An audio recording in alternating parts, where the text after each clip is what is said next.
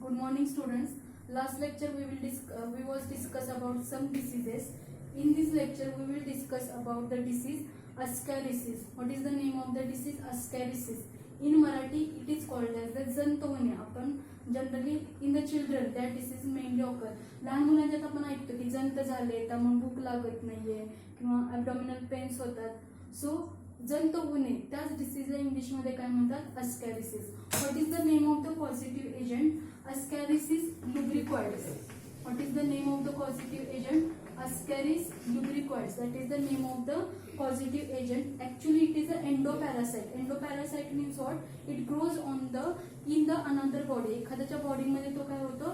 Live करतो. So it is called as the endoparasites and it is roundworm and nematode.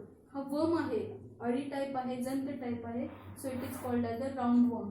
Generally it causes to the human intestinal tract disease. आपल्या intestinal ट्रॅक्टला disease cause करण्याचं काम कोण करतो? Ascariasis करतो. So what is the life cycle of the ascariasis? First one, suppose they are present in the contaminated food, then it goes swallowed by man's. आपण swallow केलं असेल तर it goes into our intestine, then it reaches to the blood, then blood to the heart, then lungs, then trachea, then it forms the adult worm. Actually when it comes into our body, then after some days, incubatory period is long, so after some days it forms into the adult worms. Then adult worms go into that infected person's feces and it gives fertilized eggs, and that fertilized eggs remains in the soils very days. म्हणजे भरपूर दिवस हे fertile eggs त्या soil मध्ये राहू शकतात. Then that infected larvae again develop the eggs, then it goes to the contaminated, then it goes to the food and food becomes contaminated, then again that life cycles remains same. म्हणजे काय होतं की पहिल्यांदा तो आपल्या बॉडीमध्ये आला, त्यानं अडल्ट फॉर्म मध्ये फॉर्म केलं, त्याच्यानंतर त्यानं फर्टिलाइज्ड एग्स फॉर्म केले which go into the faeces and then again another food become the contaminated. म्हणजे फिसेसमध्ये जर आपण ओपन एरियावरती त्या इन्फेक्टेड पर्सननं फिसेस किंवा डिफिकेशन केलं असेल तर ते त्या सॉइलमध्ये आहे अशा फॉर्ममध्ये एग्स भरपूर दिवस राहू शकतात, आणि त्या सॉइलचा कॉन्टॅक्ट जर व्हेजिटेबल्स किंवा अदर फूड मटेरियल असे आला आणि असे जर आपण फूड खाल्ले तर परत आपल्याला डिसीज होतो. Generally it occurs in the children. Why? Because childrens plays in the soil.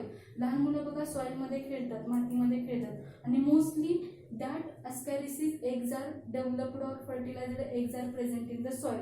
So there is any contact with that fertilized eggs, then it ultimately goes into that children and it becomes the disease ascarisis. आणि त्याच्यानंतर काय होतो? ascarisis disease होतो. जर female वर्म असेल, हा जर female adult वर्म आहे तर तो generally 2 lakhs eggs per day egg करतो, म्हणजे एवढी त्याची कॅपॅसिटी असते. त्याच्यानंतर ह्याचा इन्क्युबेशन पिरियड किती आहे तर जनरली 18 डेजनी हे काय करतात? आपल्याला सिम्पटम्स दाखवायला चालू करतात. That is the incubation period. Then next, fertile eggs when present in the soil, they develop the embryo. When that fertile eggs when present in the feces of that infected person, they go into the soil and develop embryo. Then it becomes the infective after 18 days to several weeks. म्हणजे 18 दिवसानंतर ते काही weeks नंतर ते काय बनतात? Infective असतात. सॉइलमध्ये ज्यावेळी फर्टाईल एग्ज येणार आहेत त्यावेळी ते लगेच एम्ब्रिओमध्ये कन्वर्ट होत नाहीत, काही दिवसांनी ते डेव्हलप होतात एम्ब्रिओमध्ये आणि नंतर ते इन्फेक्टिव्ह होतात.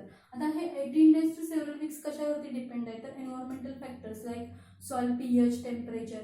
जर फेवरेबल कंडिशन त्या एग्जला मिळाला तर ते कसे बनतात? इन्फेक्टिव्ह बनतात. Otherwise they are not infective. त्याच्यानंतर 1 to 2 years ते काय आपल्या बॉडीमध्ये हे अडल्ट वर्म्स आहे असे राहू शकतात. त्याच्यानंतर एग्स आपल्या स्टूलमध्ये जर इन्फेक्टेड पर्सन असेल तर त्या इन्फेक्टेड पर्सनच्या स्टूलमध्ये एग्स 60 to 70 डेजने आपल्याला काय होतात? ॲपियर होतात. आणि आपल्याला डिसीज झाल्यानंतर आपल्याला सिम्पटम्स किती दिवसांनी दिसतात? 4 to 16 डेजने दिसतात. Then it goes that parasite, that nematode is going to our alveolar tract, then intestinal body parts, then it harms to our intestinal parts. Then next, mode of transmission, how that disease occurs. When there is a food or any drink which contaminated with that fertilized egg, and that food or that drink when we consume, then and then only we can occur the disease. म्हणजे त्या एग्सच्या कॉन्टॅक्टमध्ये फर्टिलायझ्ड eggs of अस्कॅरिसीस त्यांच्या कॉन्टॅक्टमध्ये food किंवा ड्रिंकचा contact आला असेल, असं food material किंवा ड्रिंक आपण जर पिलं तर आपल्याला काय होणार आहे, अस्कॅरिसीस होणार आहे. त्याच्यानंतर आपल्या बॉडीमध्ये गेल्यानंतर एग्स हॅच होतात, त्याच्यामध्ये इंटेस्टाईन ऑफ द न्यू किंवा एग्स असतील ते दुसऱ्या बॉडीमध्ये काय झाले, हॅच झाले इंटेस्टाईनमध्ये किंवा न्यू होस्टमध्ये हॅच झाले तर आपल्याला काय होतो, डिसीज होतो. त्याच्यानंतर लार्वा आपल्या बॉडीच्या वेगवेगळ्या पार्टमध्ये एंट्री केला असेल आणि सेटल झाला असेल इन द अडल्ट फॉर्ममध्ये तरी पण आपल्याला काय होतो, that is the mode of transmission, disease होतो. त्याच्यानंतर नेक्स्ट आहे then symptoms are, first symptom is the gastrointestinal occupations, means disorder related with the intestinal tract.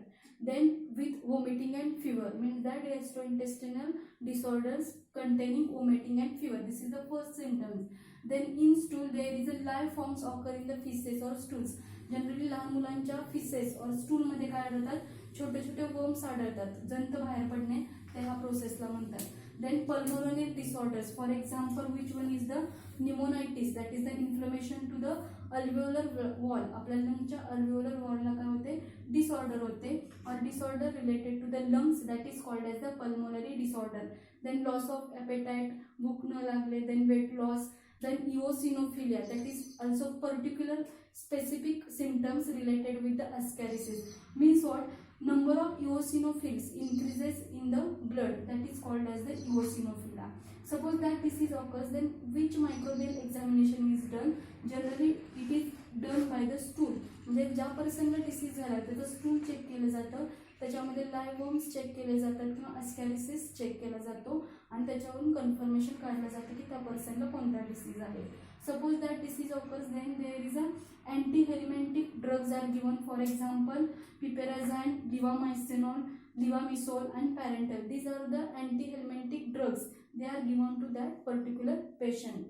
Then what is prevention and precaution can be done, avoid defecation in the open area which is infected लोकांनी काय केलं पाहिजे की ज्यांना अस्कॅरिसीस झालाय त्यांनी defecation म्हणजे open एरियावरती स्टूल करणं अवॉइड केलं पाहिजे.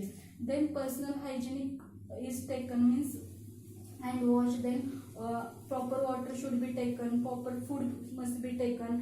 When we use the food or any vegetables, then it can be washed thoroughly, म्हणजे त्या वॉश केल्या पाहिजेत भाज्या किंवा फळं वॉश करून घेतली पाहिजेत, जेणेकरून ते फर्टिलायझड एग जरी त्या फ्रुट्सवरती किंवा प्लांट्सवरती असतील तर ते काय झाले, वॉशून बाहेर पडू शकतात.